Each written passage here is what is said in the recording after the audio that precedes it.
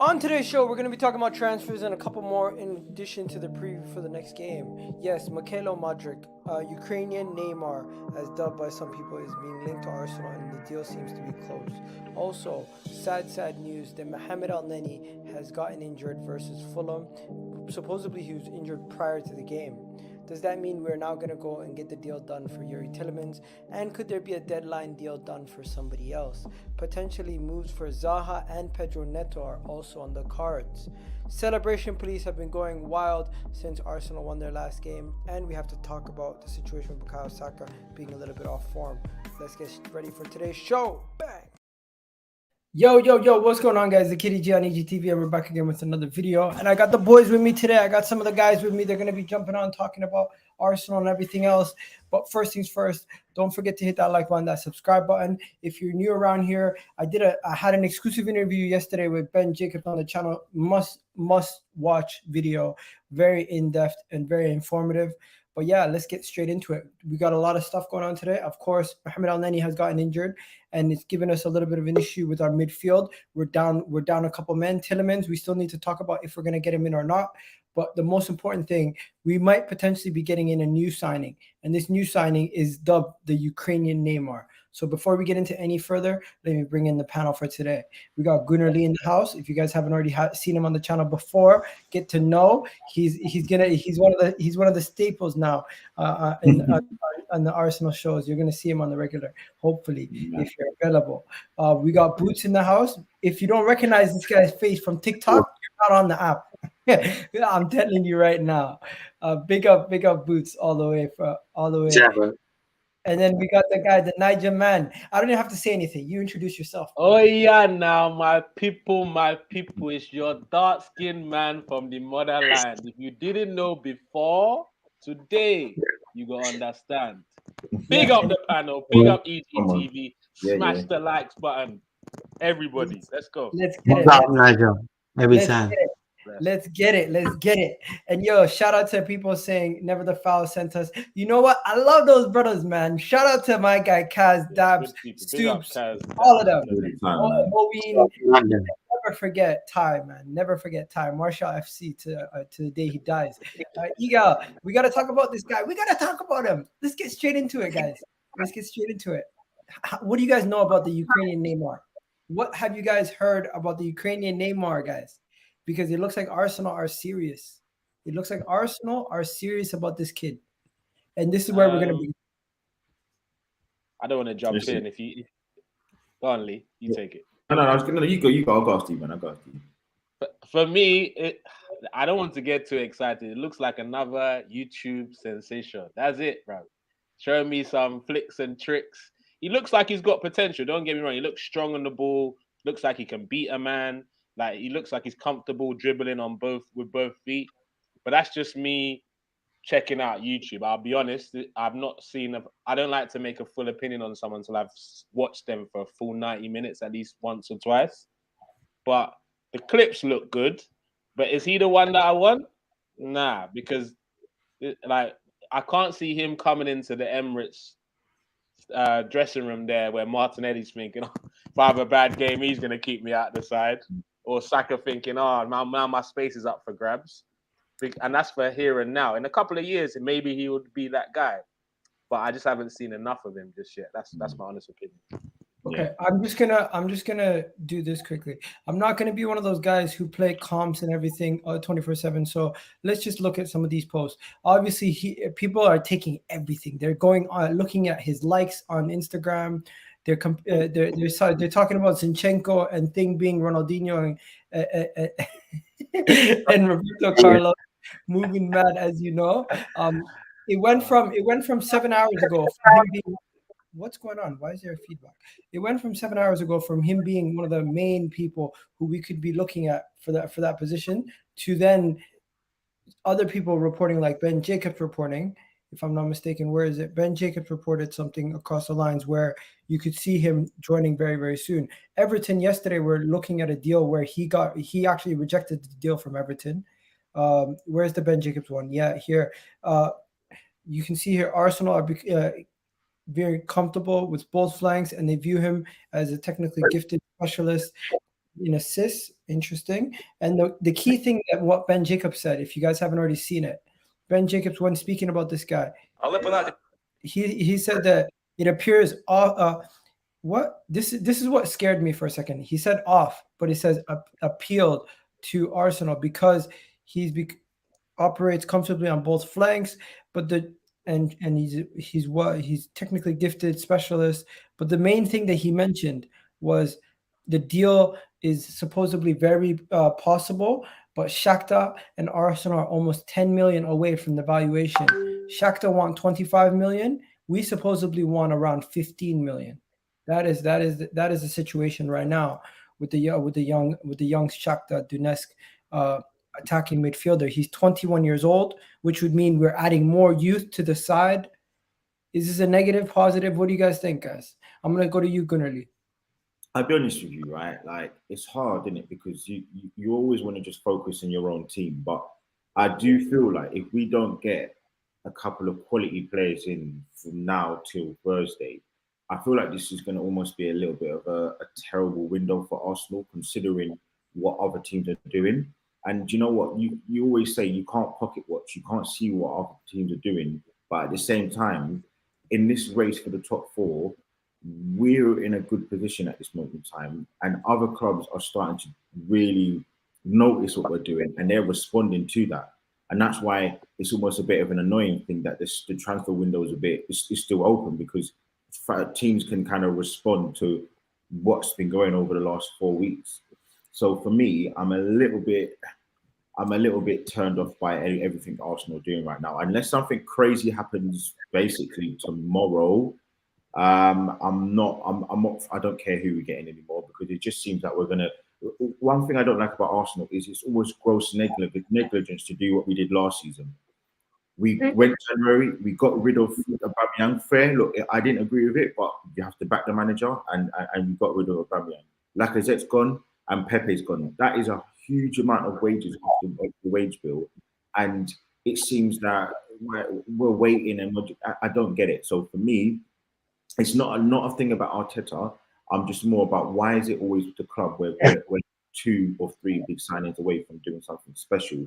We've been waiting on the Tillmans thing for a while. We obviously got this new Ukrainian winger. Look, I'm not going to say whether or not if he's going to be a player that can kind of push Martinelli, because I don't know, because Martinelli came in at 17 and did some really good stuff. So I'm not here for the figure.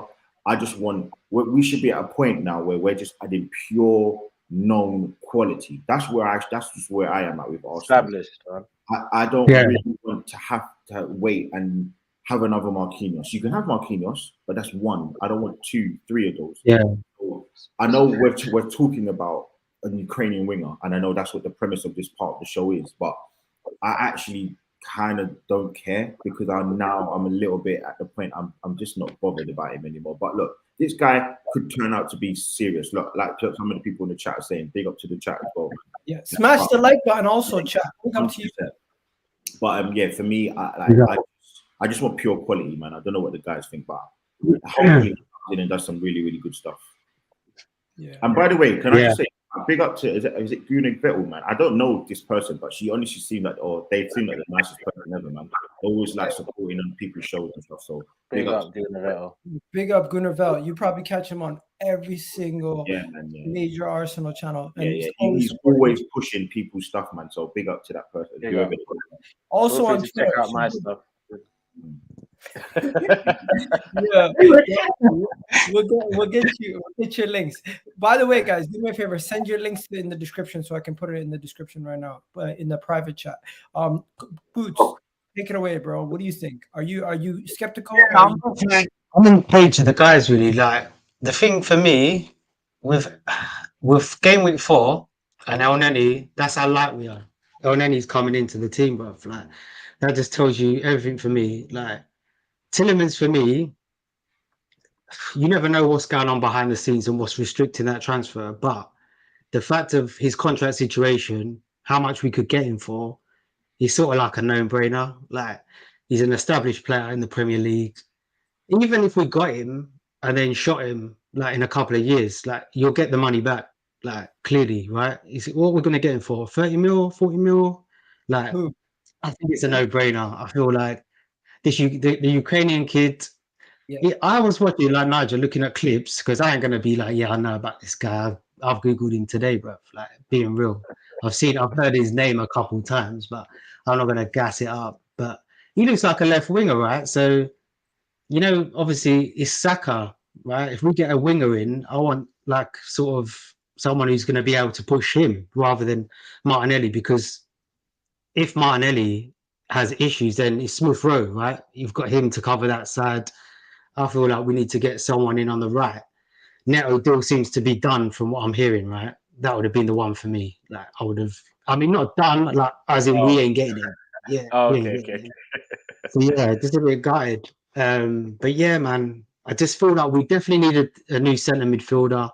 Like Partey, bruv, he's always sick, man. He's just like that guy, bruv. Like Part-time. like that guy in work, innit? He just once a month calls in sick on a Monday. Like you just can't rely on this guy. Like I love him, like all Arsenal fans do, but you can't rely on this guy. Let's be real. And it's like we're seeing Elneny in from game week 4, and like I respect what Elneny does, but he's very limited. We're He's gonna not like get on to Elneny, bro. We're gonna get on to Elneny. Let's just finish off with the Ukrainian wonder kid, and then we'll get on to Elneny, because That's what I'm saying.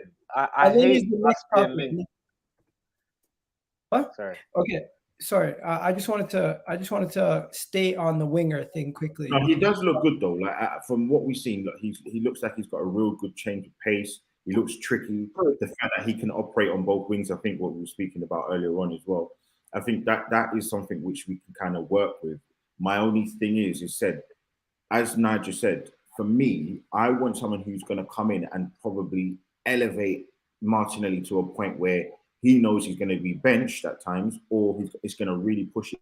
Does this new player do that? I'm not too sure. I don't know. I'm not putting down playing him, but I don't know. And I feel like, as I said, at this moment in time, we've got such a good young crop of players. We now need to elevate the base level of the quality to now get real quality players that can even come in. So the same thing we've got like at left back. I know we're talking about it.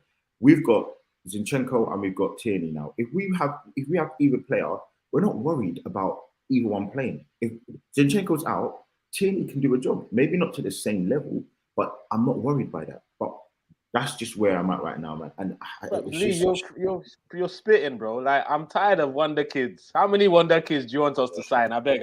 Let's take 1 year off wonder kids, get established, man, and then we can sprinkle a couple wonder kids again next summer, innit? But just like Lee's saying, man, we need established. Let me just go through some of these comments because there's a lot of them coming quick fire.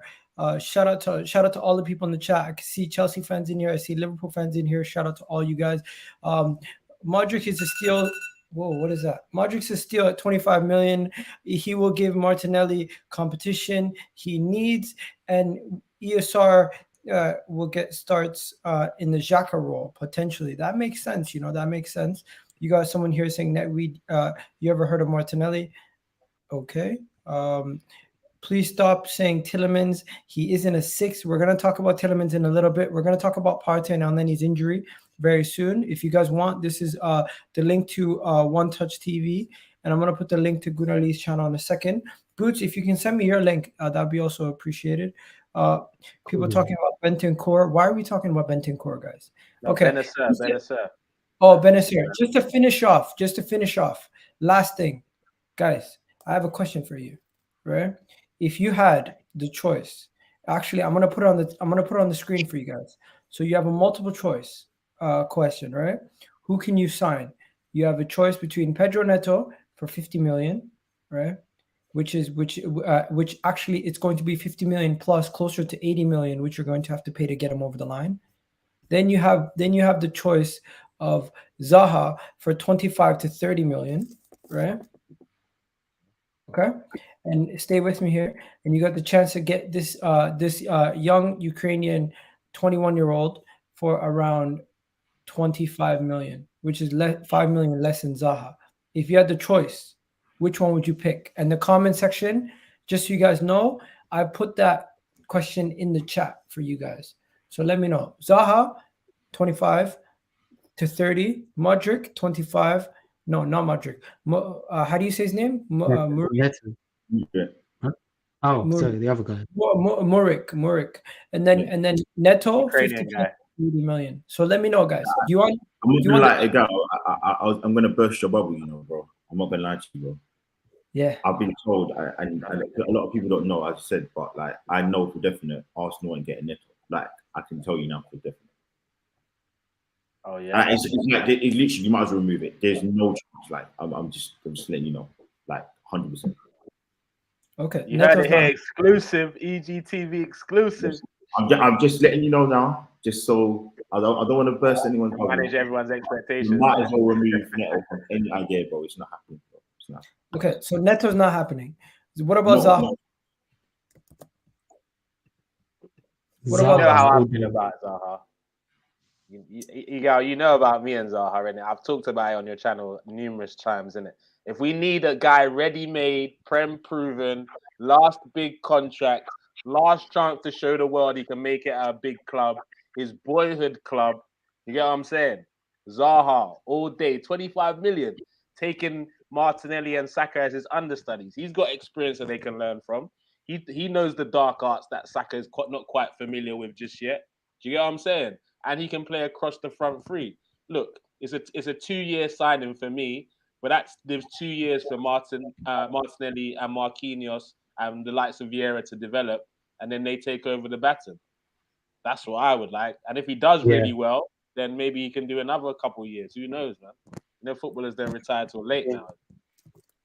It's all the players you named there, Nigel. They're all young. Like I mean, you bring in Neto, it's just bringing another one in the mix. Bringing Zaha, it's a better mix, isn't it? Like he's ready made, like you say, and he's always wanted to come to Arsenal, isn't it? So it would make sense if we could get him for that sort of money as well in this market when Gibbs White's going for 45 million, and you can get someone like Zaha for 25. You're laughing. You know what? Yeah, a lot of people don't get it. Like I saw someone, I think, proud to be Geordie. He said that Zaha the bum, and that's his opinion, not a problem. The reason why I like Zaha is because I think people don't like him because of his personality. Now, if you're not from London, you don't know, but that is a London personality. Like the way he moves, the way he talks, the way he acts, he's egotistical. That is London. This is what I'm a Londoner. Ends, bro. So to me, I find it hilarious. I love it because I see people like that all the time. All my friends are like that, and it's just the way that we are. Like we're a little bit flashy, we're a little bit annoying, we're just a bit different. Like so, for me, he might be a bum. I don't know if he's talking about personality-wise on the pitch or his actual skills, in his opinion. But to me, he's a very, very good player, and I think he would add a lot to the team. My only worry for him is obviously the fact that I know that Arteta wants to get 25 and younger. He doesn't fit the profile of what Arsenal are looking for at this moment in time. But for me, quality player, man. As everyone's saying, I wasn't as high up on him a few years ago, but he's really kind of shown that mean streak, man. And I do like Zaha. Say that again, Lee. Mean streak. That's exactly what we need. That edge. He's devilish, man. Okay, let's just bring it back a little bit. Now, with the wingers, no other wingers I'm actually looking at and saying, you know what, those are serious actual links. I'm looking. What about Asensio? Asensio's not happening, bro. And if we get Asensio, we are falling so far. You know what Asensio is? Asensio is they are offering him to us. If we want him, he's there for the taking. But why? Because the club only wants a player who's right. We want to do similar to the Liverpool model where we don't just get any player. If we want a player, it has to be a long-term target. We can't go and just fill the team full of short-term targets. We did that with Pablo Mari. We did that with Cedric. We did that before with other players. And what did it do? It set us back. They know they messed up with the Willian situation. They're not going to put themselves through that again. They're only going to sign players if it's 100% what they want for the long term. We get an injury. As we're about to talk about Mohamed Elneny right now, so good job, you guys segued it. With the injury that Mohamed Elneny has picked up and the situation that we've learned today from David Ornstein, of course, it's very, very sad news. But the team, I don't think the club is going to panic. I don't think the club is going to take this moment and say, oh, we now need to rush into a signing, go do some stuff. They're going to look at this and they're going to say, calm down. Let's evaluate our situation, but let's get straight into it.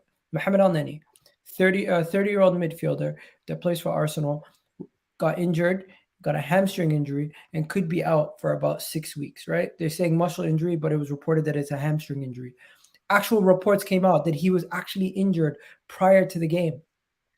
Prior to the game, he was actually injured, guys. Prior to the game, and fair play to him, he still played through the pain. He still played through it, and he played while injured. Could that have aggravated it and made it worse? Probably did. It probably did. Now Do we you know find what, ourselves. Igal? You know what? Let me just interrupt you for 2 seconds, right? Because it's on this point. I think it's not even a problem of Elneny. I think the bigger problem is PARTEY. And I want to just read you something out, I was right? going to get to that. I want to just quickly read you something. In 2020, 2021, he started 18 games from 38.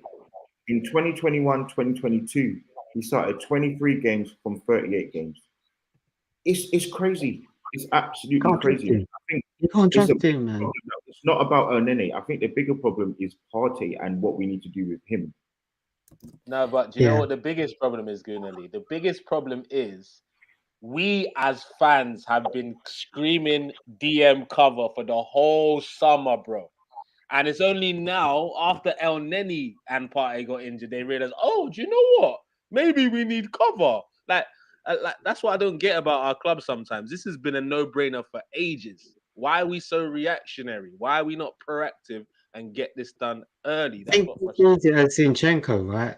As he can sort of, Is this a he's crisis? nothing bad to play, totally. But like interceptions and stuff like that, he can play defensive midfield, can't he, Zinchenko? And he clearly rates Lokonga, like, as well. So I think that's how they look at it. But I'm with you. Like, I would go and get Ndidi, like, someone like that. Like, that would be my priority. Just get him in. Man's never injured. Solid as an ox. Yeah. PARTEY, I don't trust him. Like, I like him. I just don't trust him. Like, Okay, I got a better name like than Ndidi. I got a better name than Ndidi, but I don't think we're gonna get him either.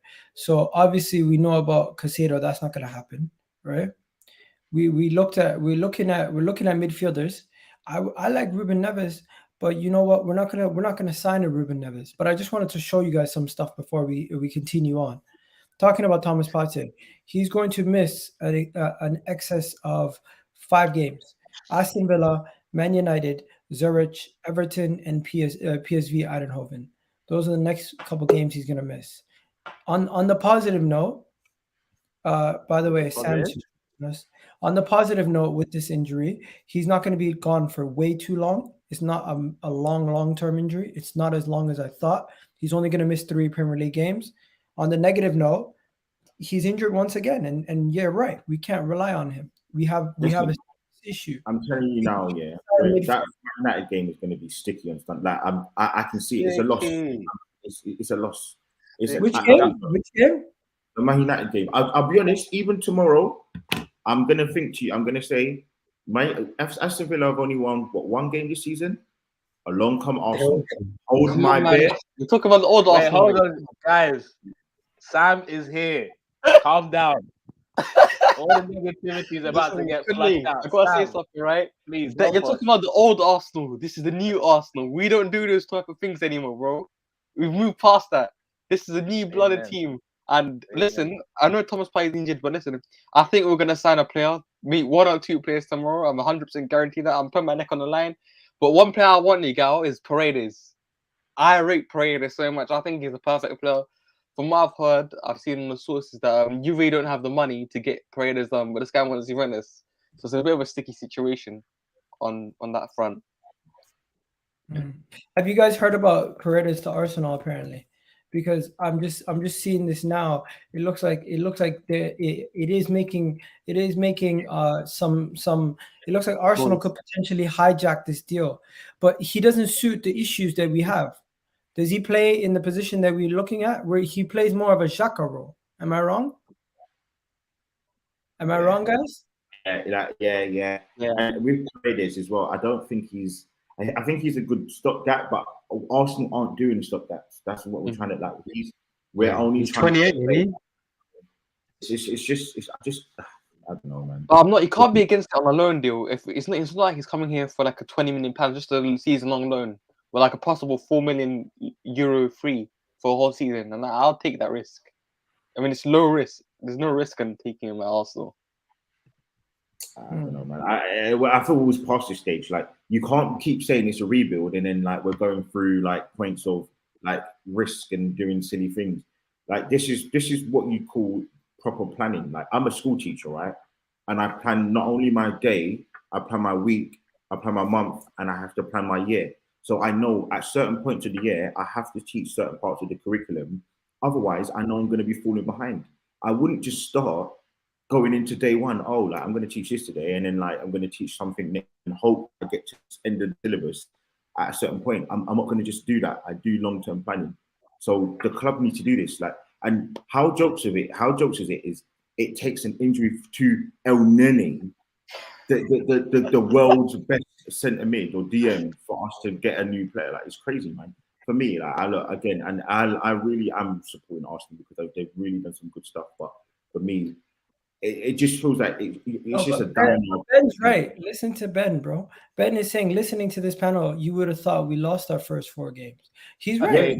Igal, no. Igal, let me respond to that specifically. I'm so glad somebody said this. Let me just say this. I want to respond first. I agree to him with a certain degree. I think it is not as bad as it is right now. I think Mikel Arteta still has solutions that he can make in this team, and the window is still open. And with the potential targets that we currently have, and the potential situation that we currently have with the injury, Thomas Partey will be back very soon. Lokonga could potentially play in that position. Xhaka could potentially play in that position. Zinchenko could potentially play in that position. And even in a crazy situation, Ben White could play in that position for now. So I'm not saying it's a great thing. I'm not saying it's a great thing, but I'm just saying this is where Arteta makes his bread and butter. I think he can find a solution for the short and medium term until Thomas Partey comes back. But in the long term, this is a big issue, because it keeps reoccurring. I hear you. Exactly. And this is the thing, that we're top of the league, 4 games, 4 wins, right? Exciting. As I don't know who said, I think Lee said it earlier, talking about how these other teams that haven't had that record have observed, obviously, Arsenal and dynamics of things towards the final weeks of the window. And they're probably going to do business based on what's happened at the start of the season, right? So if we've been 4 wins out of 4, and then we add 2 players on top of that, the Premier League are shook, bruv. The Premier League are shook. And I'm not hyping up Arsenal like we're going for a title challenge, because we're not yet. But they're shook, because even without our complete squad, we were able to win 4 out of 4. 2 of our first options at that DM role are now injured, and there's no reason to be panicking. Like, is this guy okay? I'm not saying we've lost any games, but why should we had Elneny as the option anyway, right? Do you know what? Right? I always say this, like, and again, it's people think I'm saying it disrespectfully, but Alistair, I don't know how old you are, but you may be quite young, so you're not used to like what we're trying to do. If he's a grown-ass man, then you should understand this is what we're used to.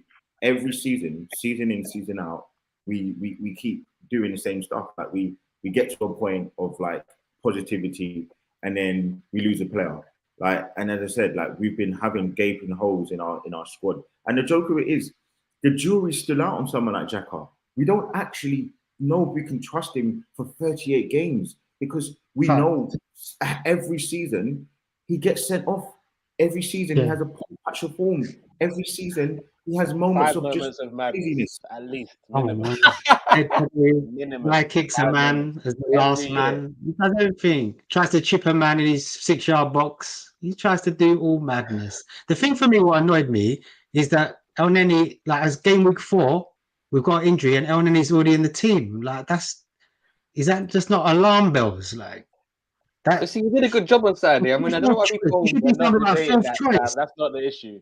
He did. I was at the game. If you're a team going for top 4, he should be 4th choice or something like that. Not like one guy comes in. Yeah, I was at the game on Saturday, and I saw him up close and personal. He was actually good. I don't know who said it. Bro. That's the thing. I think if you're playing a Chelsea at home that game, or Spurs, or a big game, we're going to come unstuck. We're just fortunate that we've got a good run of fixtures. We've won our first 4. We've got Villa next, and we can continue. See what happened with the Man United game. But I just think it's more to do with, like, we just got fortunate. Like he's just yeah. That's just how my opinion of him. Like I think we've got the downgrade from centre mid is so much worse. Like when you look at the other positions, like you're saying, like Tierney coming in, Tomiyasu, like the centre backs, we've got 3, we can rotate them around. There's that great cover in the other positions, but centre mid, nah, man, I'm not feeling it at all. Let me just say this. Let me just say this before we move on any further. Guys, there are other people that we're actually still been looking at for a while now. Now, if I tell you guys the next name and you guys start getting upset or something like that, you know, in January we're linked to a certain Brazilian that plays for Palmeiras, right? Palmeiras. Yeah, Palmeiras. We're linked to him again, Danilo. So Arsenal have inquired in Danilo, and now this is not just a reactionary thing. Reports have come out that Arsenal have been speaking to this guy and looking at his representatives for about a year now. So could this be the solution to our problems? A 20-year-old Brazilian who plays as a DM. Listen, we don't know much about the guy, so there's no real definitive answer for that. I know I'm positive, but there's no answer if he's going to come in or not. Because I mean, keep it respectfully, he's unknown. So I think better than Declan Rice, bro. What? Maybe next summer. Next summer. But as of right now, bro, we need immediate. Random, chill. Let's bring it back. Let's be serious for a second. I know, but we don't need a stopgap, right? We need to sign players right now who are going to be a stopgap and going to be here long term. And I think that's why I want the Tielemans, because he's a proven Prem player and he will guarantee to succeed. With Danilo, how long will it take for him to adapt to England, the Premier League, and then there's run of fixtures where you have like 3 games every week in this season. But Sam, Tielemans is not a DM, bro. That's the question I was gonna say. If Arsenal go out right now and they sign an 8 like Tielemans, or they sign someone who's like who can play both roles like Ruben Neves, which one would you rather have? Neves. All day. Neves, everyone, right? Yeah. Neves not gonna happen. I hear you. So then, would you rather still go sign Tielemans, or would you go and try to get a DM?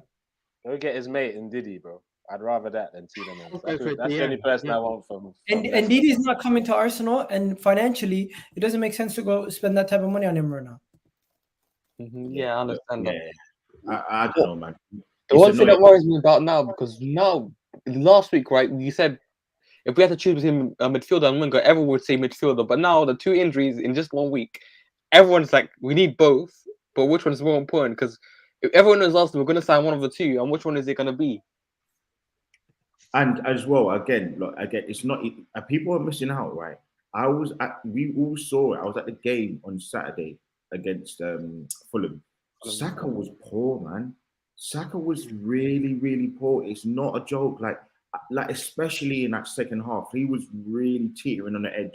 And we know he's a quality player, but we know that he's been man-marked, in my opinion. He needs someone to come in and take some pressure off of him, not only physically, but also just the aspect of he's only 20 years old and he shouldn't have to carry a team. So for the actual joke of it is, they're both really important, because a lot of fans are going to start turning on Saka because they'll be like, well, we're giving him all of these chances and he's not producing, he's not scoring. And it's a little bit different. You see someone like Salah, he hasn't scored, he hasn't played well at the start of the season, but he's a made man. He's done it in the Prem. He's done it in the Champions League. So no one, as much as I don't rate Salah, no one can say anything about Salah because he's done it for so long. He's done it for 5 years in a row. People get onto Salah all the time. It's just they do, but he's such a good player, though.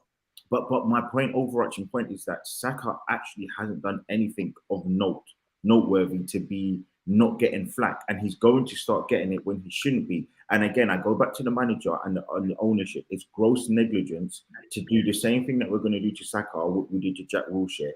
And now what do people call him? Jack Wheelchair, because he was always injured. And it's just not good enough. Like, for me, it's not good enough. You know what? We're gonna stay on the Saka point. 1 second, we're gonna stay on the Saka point, but I just want to mention this super chat. Thank you, Keenan, very much for the super chat. I really do appreciate everyone who submits super chats on the channel. Keenan says, "Young Samuel, Danilo is rated as the best young midfielder in Brazil by all of the SA South American and European scouts, he is a Fernandinho regen. Listen, I understand, but I'm not aware of him. 1 second, bro. Let me just. If he's a Fernandinho region, I'm impressed, and I definitely would want to see more from him. Wilfred Ndidi would be expensive mistake for Arsenal, and he's 25, and he doesn't really play the style of football that we play. But let me just bring it back. Bukayo Saka, is there an issue with his form? Because Gunnar Lee brings up a good question. Should we be concerned about his form? Why is he physically drained already? Though it's pre-season, man. It's like No. he just started. Boots. Let me. I want to chip in here with the Saka thing. I don't think he's like, because a lot of people have been saying this, and it's true. He's young. How is he suffering from burnout and all that stuff? And there's other players, and I get that. I don't think the burnout's not physical, bro. It's mental. Like mentally, the strain of being the guy that everyone has relied on for the last 3 years at such a young age. It's jarring, bro. It's crazy. It comes around differently. It comes around differently, as in like last year, he basically was in the. You don't know what happened in the World Cup. Reacted like that, and we was over relying on him last year. Now this year, Odegaard's coming into his own. Martinelli's come more into his own. Jesus has. You would think the burden would be less off him. Nah, but do you know that's what I mean? the thing. I'm just asking the question. No, I hear like, you. I hear you. Everyone reacts to pressure differently, innit? Do you see No, what I mean? hear It's just you, a bit of a weird one. think about being in the spotlight since you were 18, and a club like Arsenal have relied on you to carry them on their back whenever they needed something sparked. The last 3 years, it's you. You went to the Euros the whole of last season. Let's not forget that he started. Nobody expected him to react so well to the Euros thing. Let's be honest. Like, especially at that age, no one really expected him. Like, he did it so well, and he ended up producing his best season of numbers. At that point, that's why this summer Arsenal was supposed to buy a player where Saka actually thinks, you know what, I can actually sit on the bench for 2 games and know that okay, there's still players in this team that can do the job. Number one. Number two, he can take a step back and just watch the game for a bit and say, okay, maybe I wasn't doing enough of that. Oh, I see where I could pick up. Just watching the game for 90 minutes where he's not really relied on, where he doesn't have to come on 20 minutes to see the game out, which he has when he's been on the bench prior to it. Just have that pressure away from him for a few weeks. Guys,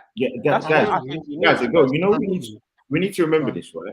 You know, Saka's played 101 Premier League games in the last 3 seasons. That is Premier League games. At the age of 20, Phil Foden hasn't played as many games as that. No other youngsters played as many games as that, not including Europa, not including all the cup games. He has been absolutely rinsed. Yes, and didn't Foden start 2 years before Saka on the scene, and he's not 2017. Yeah. And I agree. No, I totally agree with what you're saying. You always have to think, bro, that Saka gets absolutely kicked from pillar to post every game without any protection from the referees. And again, I'm not saying that no one else does, but all I'm saying is, as a 20-year-old playing 101 Premier League games is crazy. Not overall. I'm not talking about internationals. I'm talking about Premier League. Let me just jump in quick, guys. We're gonna get to your comments right now. We got 34. We got 34 likes in the chat. Don't forget to hit that like button, guys, right now. And chat, let me know what you guys think. Let me know what you guys think about the comments on what we're talking about here. I kind of agree with this comment here. Pressure's off Saka this season. He can have the players in the squad this season. Others can pick up the slack. Some of them can, definitely, but he still needs to perform to a certain degree. We still need Saka to stay motivated and pretend it's last season. We don't need him to pretend it's last season. We need him to deliver this season. I think you're getting ahead of yourselves. Saka, a couple bad games, which he has had an assist, and he's just set a high standard. So we anything lower looks worse. That is also true. He's been playing at such a high level that anything less than what he's been doing does. No, but what we're saying is, though, he looks like if you watch the games, which we all do, so everyone looks at the football differently. But if you look how he's playing from last season and the season before to now, he looks tired. He looks like he can't do. Yeah, even at a little bit of that burst, it looks like he's gone. And Jay Brooks, if 173 games not in the Premier League, Jay Brooks, you need to go back and do your research. He hasn't played 173 Premier League games. He probably played 173 games overall. I'm saying that I'm talking about the Premier League. The thing is, one thing. Let me just say one thing with that. I take on board what you're saying, and I think it's probably accurate. Like, he's definitely been overused. Like, that's just there. The numbers are there for it. All I will say is, just because of how strong this kid is mentally, I've seen it like throughout his career. Like, every obstacle he's overcome it, like, etc. I think 4 games for me, I've seen him have these patches in his Arsenal career. He goes missing. He has gone missing last season for 4 or 5 games. So I would say if it's gone half a season or longer, and we're seeing, okay, look, the man looks drained mentally, etc., then I would be more worried. Like, for me, I wouldn't be surprised if Saka turns up the next 2-3 games, bags a brace, gets an assist or whatever. That wouldn't shock me. But again, it wouldn't shock me as well if it did turn out that, you know, he is drained and it is sort of like he needs a break, like you guys are saying. But I'm just not at that point yet. I don't take it this far, though. Take it this far to say we bench him. No, man. Yeah, if we had another winger, then yeah, but we don't. But that's the thing. Well, that's why if we play Saka, because we don't want to see him playing Europa League until the quarterfinals. We don't want to see him play the FA Cup until the 5th round. So I mean, we're playing additional games. He's gonna go to Qatar, right? He's not gonna non-stop from now. No, since January, since 2020, since first lockdown playing, he's been playing non-stop week in, week out, and that's gonna catch up with him. So that's why I'm saying we should get a backup winger when he comes on the game. We say we're 1-0 up, take him off 60th minute, bring a player like Mudryk, who is technical, who is pacey, and I mean there'll be no change in the player. Just more of a player who's fit and ready for the game. And trust me, we've got to nurse Saka carefully, because look at the last English crop we had in 2013: Gibbs, Ramsey, Walker, That remind me. All 4 had great potential, but what happened? We overplayed them, and they all got injured, and it just fell apart. And it took us like 6 years to recover from this. So we can't make the same mistake with Bukayo Saka, because I think he's the best ever player to come out of Hale End. I come into the first team, in my opinion. So we can't mess this up. If we don't buy a replacement like to back him up, then it will go that way 100%. I don't know whether it's there yet. That's what I'm saying. Are we gonna allow him? Are we gonna allow him to say Bukayo Saka is better than all the other academy players that have ever come from Helen? Of course, I'm not allowing him. I said Jack Wilshere already, but don't do that. He'll get there. He's not better than Jack. Ashley Cole is the first one I was gonna say. Come on. Yeah. Anyways, I get the confidence though, but let's continue. What were you saying, Boots? No, I was just saying like my stance with the Saka. I don't know whether he's, But totally drained out. It could just be he could be out of form. It's 4 games. Yeah. But if I'm Saka as well, I'm thinking I'll fix it next game. Fix it next game. But there's no one to make him think otherwise, isn't it? So I'll fix it next game. No, I totally hear you. Like me, do you remember? Spoke about this. We want the right winger, we want the backup. We want it. I'm just saying. But you remember? But Boo, do you remember Iwobi, bro? I keep reminding people about this. When Iwobi came on the scene, that's not every Arsenal fan was excited after the preseason that he did, and he's gonna be a player. And then Wenger made the mistake of making him feel like a first-team regular way too early. So he never got to that next level. There was no one to push him to that next level, and he stunted his growth. Don't tell me if we brought a player. Nah, bro. If I'm a youngster, wait, hold on. Let me explain. Because at the end of the day, if I'm a youngster and I'm walking into a side that I don't need to try to, and I'm getting played week in, week out, where's the hunger gonna stay? Where's the hunger? Same thing happened to Coquelin. With that half a season that he did really, really well, everyone's like, best DM, all this stuff. What happened the next season? He looked freaking trash. And a year on, he was gone. I don't want that of Saka, because he's got more talent than all of these players I just talked about. But we're going to either burn him out or make him feel too comfortable if we don't get someone that can challenge him and bench him from time to time. That's what I'm saying. About Marquinhos giving him a running? Because Mykhaylo Arteta did say, I'm not going to lie to you guys, you're going to not be happy with this, especially you, Gunnar Lee. Reports are coming out that Mykhaylo Arteta and the board don't want to make any signings unless it's the right type of player with the right price and everything is perfect, obviously. So they're almost setting us up for not having a signing coming in. In the same breath, they're saying there's potentially could have 1 or 2 more signings. So we're hearing mixed reports. And one thing that made me think they're not going to sign a winger is I'm hearing reports that Marquinhos is now going to be staying with the team and is going to have a big role in the Europa League and the cup competitions. So could that mean we're not looking at an actual replacement? We're not actually looking for a replacement for Pepe, and we already have him in Marquinhos. But the thing is, when you, in a Premier League game, we say we're 1-0 down, Saka goes off, right? And then you bring on Marquinhos, and I don't think that's an impact substitution. I don't think he's going to have that impact. You bring in Eddie Nketiah, and what you do is you play Jesus on the wing. But, okay, come to the situation, where was Nketiah's injured and Saka's injured? And then Marquinhos is playing, who do you bring off the bench?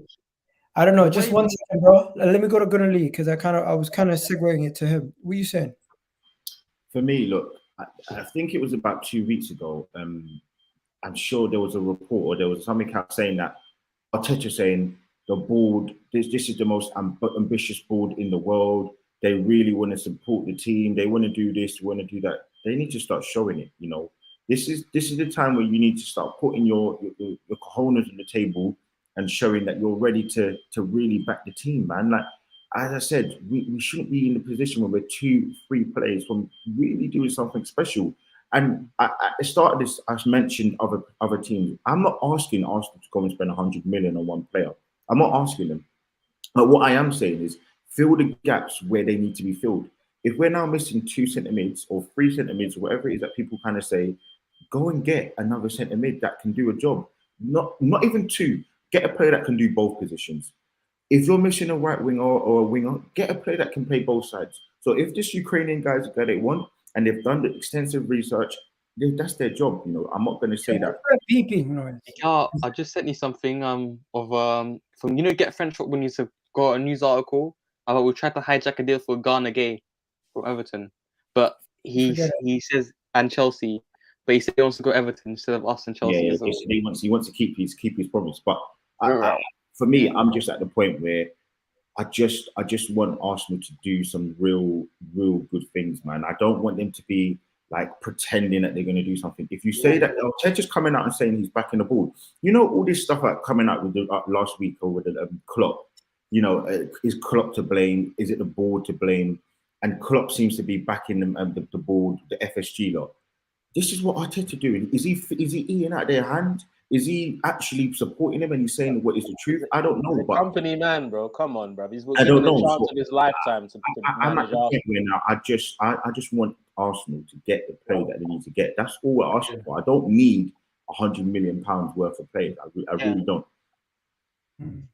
I agree exactly. I agree with Lee saying. I mean, I just don't think it's going to happen. That's the thing. Like, like the way we operate our business in January, like how sort of if it doesn't fit the profile, they didn't get a striker in. I just feel like they're not gonna. The injury thing is not gonna change their transfer policy. It's like whatever their targets were before these injuries to Partey and Elneny, that's how they're maintaining that stance of how they're going forward with their business. And yeah, as much as everything Lee's saying, like we've watched Arsenal over the years, how many times we say, look, we're a couple of players away from doing a real good challenge. Do you know what I mean? It's just the same thing, man. It's just so jarring, but I just don't ever see my club really doing it. Like, I'm just being real. I'd love them to do it because everything Lee's saying is what we need, but whether they do it, I don't know. I haven't got trust in them to do it. And by the way, I just want to add, I'm happy with the Tielemans deal. You know, I'm not actually like unhappy with it. I actually think he can do some really good things for Arsenal and the system that Arteta has. I just feel like, and I had this argument with Robbie on Arsenal Fan TV last week, and I said I would much prefer Ndidi. I know obviously we were talking about it earlier, but I would much prefer Ndidi because I feel like if we had Ndidi in the DM role, you can push Partey into the left 8. You would have Lokonga into the left 8 role as the box-to-box. I don't want to see Lokonga in the deepest role because he's like a deer in headlights. I think he's a good player, but there's a problem with managers. Tuchel does it. Pep does it. Klopp does it. All these top man, Arteta used to do it. What is wrong with managers putting players in positions that they're not comfortable in? Why do they do it? Why? Why does Tuchel want to buy Anthony Gordon and put him as left wing back? Why? What is wrong with players? Look, managers putting players in the position that you buy a player for what they've done, and then you put them in the position that they're not used to or they've not played. Lee, Play the players in the position that they're used to. They saw ever 100 since It's Henry got absolute- converted from wing to striker, they think everything is possible now. It's Innit? crazy. They're the ones It's that- crazy, Did man. you say Henry as well, Nigel? Yeah. Both of you said it. Both of you said it at the same At time. the same time. Literally, both of you said My it. guy, that My my guy. Literally, as soon as, and you know, because there's like a My little guy. bit of a time delay. You both said Henry at the same time. It's quite funny. Yeah. And we both just said my guy at the same time as well. there's certain things that just remind us of things that have happened in the past. But not everyone is as good as Henry, or not everyone is as gifted as some of these players that can just transition into other positions. But you know what? Since we're doing that, let's transition to another topic. We need to discuss some of these other things that have been going on. There's obviously the celebration police. And there's obviously the Aston Villa game that we need to talk about. I was going to touch on Gakpo, but in my opinion, Arsenal exploring the signing of Gakpo has been circulating for months and months and months. And at this point, I'm over this Gakpo thing. I don't think it's going to happen. I generally don't think it will. Does anyone here think Gakpo to Arsenal is going to happen? No, I just made up to drive up interest. That's what it is.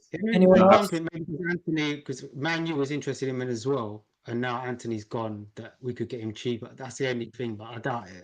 But there's loads of things we don't know. No one knew about Fabio Vieira. Do you know what I mean? So you never know. Yeah. Let's be real. Yo, people in the comment section are getting onto Lokonga. Guys, do we believe in Lokonga? I believe in Lokonga. I do. I do like Lokonga. 1 second, I just want to know, everyone here, anyone actually like saying he's not good enough? Yeah, no, I like him. I like him. Yeah. Okay. He's So a a lot bit of young people, at the moment. a lot of people are getting onto Lokonga. You know what I also don't get? We cried when PARTEY got injured, saying Mohamed Elneny is not good enough. Mohamed Elneny gets injured. We're crying that we're going to miss Mohamed Elneny. Which one is it? it's like how can you? But we just don't have cover after him. That's what it is. And in terms of the Lokonga thing, I don't think anyone should get on Lokonga, because for me, as much as I like Arteta, I believe how he handled Lokonga last season was wrong, and that's why he didn't look as good as he could have personally. But that's for another show, I'm sure. Yeah. By the way, I just want to add though, like I know we were talking about it. I genuinely do feel like on deadline day we'll wake up in the morning. I don't know if you guys remember last season the Tomiyasu deal. We woke up at like 8:30 and it was just done. Like it was weird. Bro, so they love a deadline deal. They love I a do deadline. think it's going to happen on Thursday. I don't know who it's going to be. It might be the Ukrainian guy. I think it will be. I think. Yeah, probably. Yeah. I'll tell you what. One of two things happens, right? We lose against Villa tomorrow. We sign two players. Shut up, man. We're not losing. Two players. That's what's gonna happen. Wow, Or we beat Sam, Villa what and we did you sign just one player. say? That's what's gonna happen. You're pissing me off, man. You're pissing What me did off. you just say, Sam? Sam, I you're said easily if we better lose than to this. Villa, Sam, I'm gonna sign two players. blackball you soon if you say stuff like that again. Can we go back to the positive? Guys. Let's just surprise. You know what? I like that, Gunnerly. I'm gonna put that on the timestamps. You're saying a surprise transfer on the deadline day. Yeah. You know, Edwin Arteta love a surprise transfer. Yeah. Every season, like nearly every season, we have like a weird. We have a weird transfer season. Transfer. I think in 2020 it was PARTEY, if you remember. We bought him for 45 or 50 million. Like we just activated it on the last day. 2019 we bought Tierney on the last day. Then if you guys remember that one, that was weird. Of course. And that same day as well. Remember? that was Arshavin was January. It was a January window, but it was a deadline day in January. Like, we on love the a deadline 2019 day. as well. We bought David Luiz on the last day. That was quite weird. PARTEY. Oh my god, 2013 we bought Özil on the last day with the guy with the deal with that funny thing in his hair, man. That was a joke. Hey, yo, let me just move this on to the celebration, please, guys. What do you think? Yes. Great. What do you think about this? Like, this is. Oh, sorry. Before we go on to celebration, please. Shout out to my guy right here saying Zinchenko confirmed not available. No, that's not true. Zinchenko's back. He's not available for tomorrow. No, it's confirmed. He's out. Really? Yeah, he's out. Oh my god. It's Tierney at left back. United at least. I don't mind Tierney at left back. Like, no, I'm not upset with that. I'm just upset that we don't have him as an option. But no, the issue is, and when we get to the Aston Villa preview, is we're now losing a creator or someone who can bring the ball forward in the middle of the pitch, and then Jack is going to have to move somewhere. and then you would have been okay because you could have used the left back role as someone who can obviously Zinchenko comes into the DM position to be like a play. Boots is gonna have to go, so I'm just gonna say, Boots, big up for coming on, bro. Really do appreciate it. Yes, man, I know you gotta go soon, so whenever you gotta go, just let me know. Yeah, I'll just in a minute, bro. Okay. All right, bless. And then we're gonna quickly move on to this celebration, please. Like, what do we say, people? You guys hear what he said? Because we've had this before with Ashley Young. We've had this before with Ruben Neves. We've had this before with many of these other guys.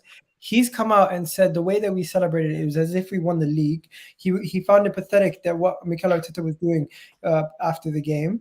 And just, I don't get the policies and the procedures that these guys are trying to instill in people. One second, bro. Let me just finish. I think it's actually pathetic because if we live by that mentality, you can't celebrate your birthday because you're going to die one day. You can't celebrate a wedding because you're going to get divorced one day. You can't celebrate a graduation because you might not be able to get a job with it. Like, what are they doing these days? Like, it just doesn't make sense. Anyways, you want to go? Go ahead, bro. Yeah, I'm going to say this on the stream, but if you look at Richard Keys and the tweets that come out about what his actions, right? Don't surprise me that he does this stupid stuff, bro. Doesn't surprise me. Yeah. There's no context. You know what it to is? any of it. Yeah, go on, bitch. No, I'm just saying there's no context to any of this. Like, obviously, if we win 2-0 and we've scored the goals early, then no one's going mad at the end of the game. It's like if you're 1-0 down and you come back 2-1, you're thinking you're getting no points, you get 3. So, you know what it is, man? All these rival fans have seen Arsenal as this banter club for years, yeah? Now it's burning them. It's making them sick to their stomach, yeah? That we're showing some growth. They're worried about us. It's now like, they don't like it. So it's just anything to get onto us. That's how I see it, man. Like, it's just for everyone. It's just like, you have a bad day in the office. You know what? It doesn't matter. I can banter Arsenal. Sorry, my turn. It's gone now. I'll be honest. You know, like in life, there's that saying you get these old grandparents and they just turn miserable because they're old. We shouldn't give it any time of day. Like they're just old people that want to determine and tell people how they should act, how they should react, how they should move, how they should.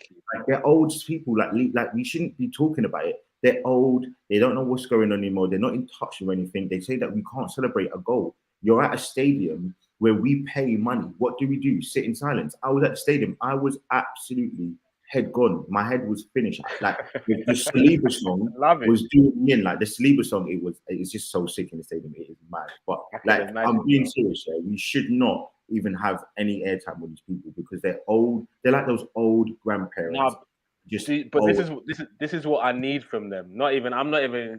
This is all I need from you, police. Like, can you try and do like a YouTube tutorial on the correct way to celebrate after a goal, the correct way to celebrate when we beat Fulham versus when we beat Man U. Like, just give us a whole tutorial so we know when we're doing too much or we're not doing not enough. Like, it would be nice for us to know. Like, what are you talking about? Like, which member of the general public believe that they can dictate to any human being how they're supposed to support their freaking football team? Does that even make sense to you? Exactly. If I want to like strip my shirt off when Arsenal score a goal, like who are you to tell me that's over the top? Are you me? Are you me? Like, do you know what I'm saying? It's not cool. Like, I get it. Like Boots was saying, like people are losing money with Arsenal winning. Like, there's no more. Let's watch Arsenal reactions and chill. Let's all do that. There's not enough of that. So what they're trying to do instead, they're trying to provoke us into telling the whole social media that actually we're going to win the league, so they can clip us up and say, "Oh, we told you so." Like, I'm tired of it. Guys, did you actually see the whole clip where he actually Richard Keys said at the end?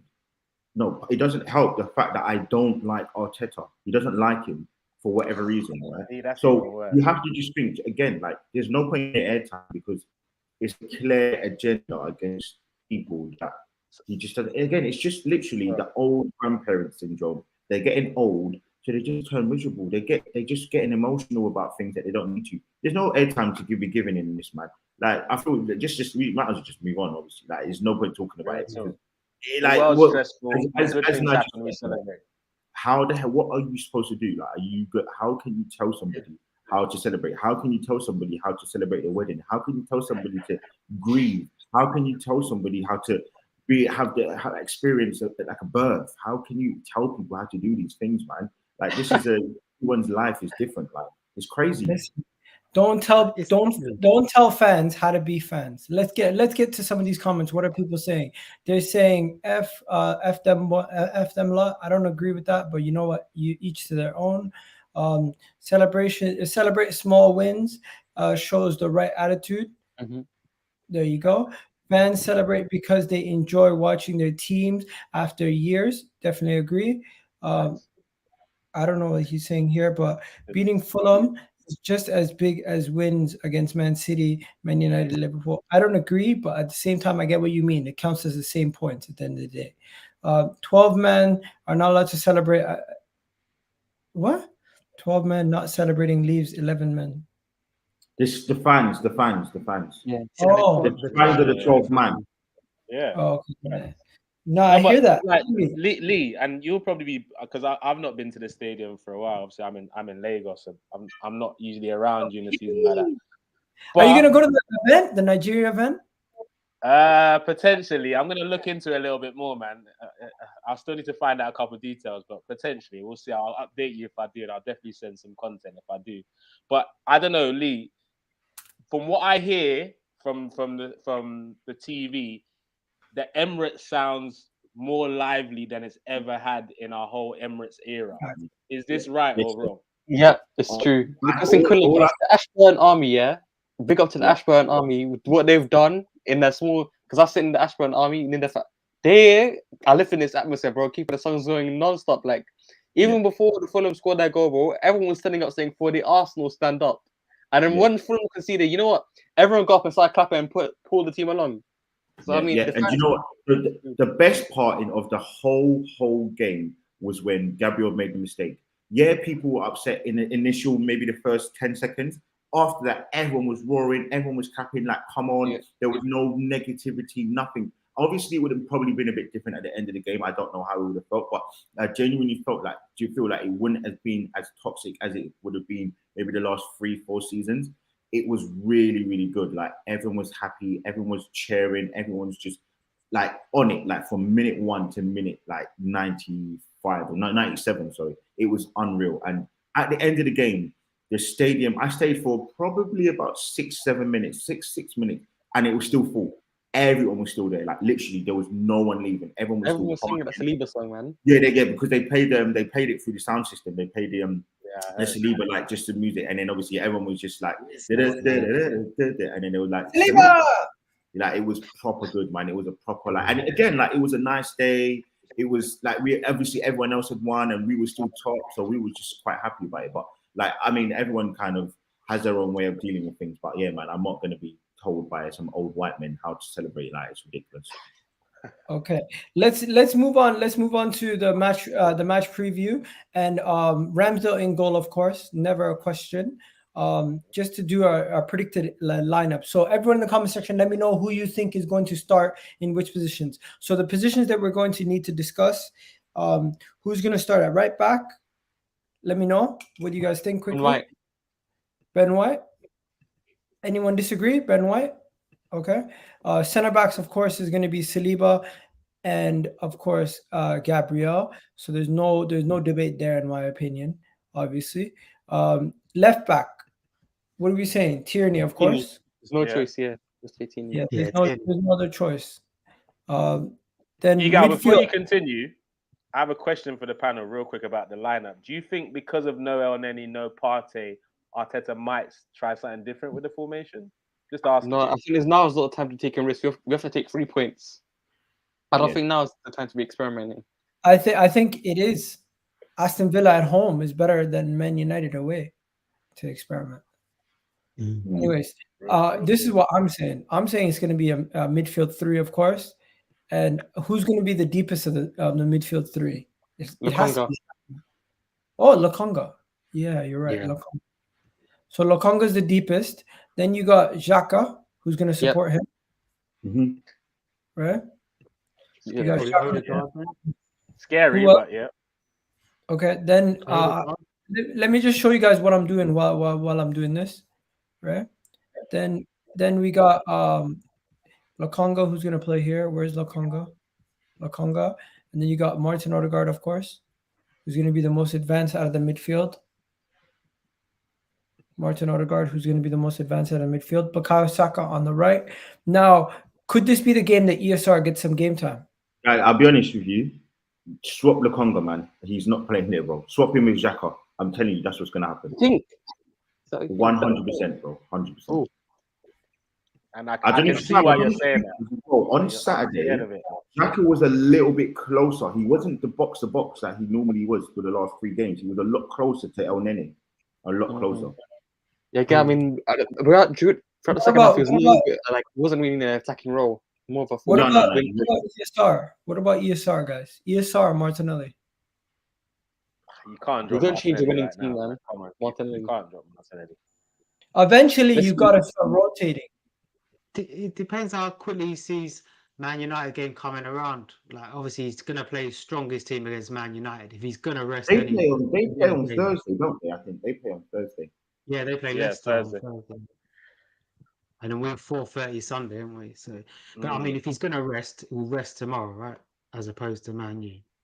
True. So yeah, it could be that Smith Rowe gets game time tomorrow, and Tomiyasu. To be fair, wouldn't surprise me.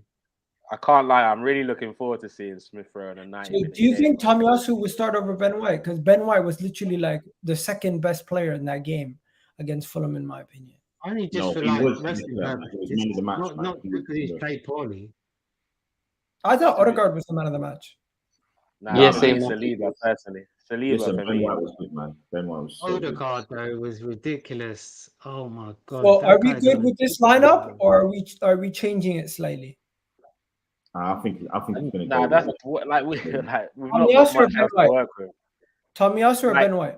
I'm saying Ben White is If going Tomiyasu was going to come in, if Tomiyasu was going to come in, it would have been to deal with Mitrovic at Fulham, and the fact that he didn't, I don't see him coming in now either. Okay, so we're saying we're keeping Ben White. Okay, so that's the lineup. Now, is this lineup good enough to beat Aston Villa? Of course. Well, I think he's good enough to beat them. Is Brendan Rodgers going to get? Is Steven Gerrard going to be able to get a win finally against Arsenal at the Emirates? Guys, let me know. What are we saying? We'll find out if what Sam was saying is right. If we really, I'm not going to lie to you, man. I think we're going to draw, man. Okay, I'm going to write this down. Gunnar Lee says draw. What's your scoreline? 1-1? I'm going to go over 1-1. Yeah, I'm going to go 1-1. Boots, what are you doing? 2-0. 2-0 Arsenal. Okay, Sam. 4-1. Just quickly. I knew you were going to say something crazy. I knew. Sam's always on a crazy. Don Hudson says 4-1. What about you, Conle? What are you saying? I get where Gunali's coming from because of the whole Arsenal of the past, but we should win. I think 2-1. And for some reason, we can't keep clean sheets at home, so I'm going to go 2-1. I want that, Alistair, mate. I want that. Please listen. I'm just worried about everyone always forgets. You need someone's bad run has to stop at some point, and Aston Villa aren't a bad team. They're a bad manager, and it normally is every single time a team's on bad form. Last season, Everton, it always happens where we are the team where it happened. Southampton last season, they lost like Headline FC, bro. Like, it's ridiculous, man. So for me, I'm looking at it and I'm saying I really, really want us to get a 5th win in a row. That would be an amazing point. And then obviously we move to Man United. But I am a little bit worried because that first half against Fulham, we were good. And to be honest, the whole game we were good. But I'm just gonna show you something. They have potentially 2 of their starting center backs out. And Tyrone Mings is back. He's back. Oh, okay, he's back. And also, the Bet365 predicted Arsenal to win 2-0. Yeah, that's understandable. That's how these betting sites make money, man. They take you in and then they suck you in, man. Okay. People in the comment section saying I predicted 3-0 versus Fulham, so you never know. He's now predicting 3-1. Someone's saying 2-1, 3-0. Oh no, 4-1, 4-0. I'm not gonna lie to you. we're gonna wrap it up here, but I'm just gonna let you know my prediction is a 3-0 Arsenal win. I think we're gonna keep good times rolling, hopefully. But yeah, I'll be back later today, guys, with the FIFA Arsenal player ratings for FIFA video later today. And you guys have yourselves a wonderful, wonderful night. I'll catch you guys on the flip side very, very soon. Big up Gunnar Lee for coming on. Big up Boots. Big up my guy Sam, and big up Kunle. Peace out, guys. You already know what it is. We're out of here. Big up. That's good.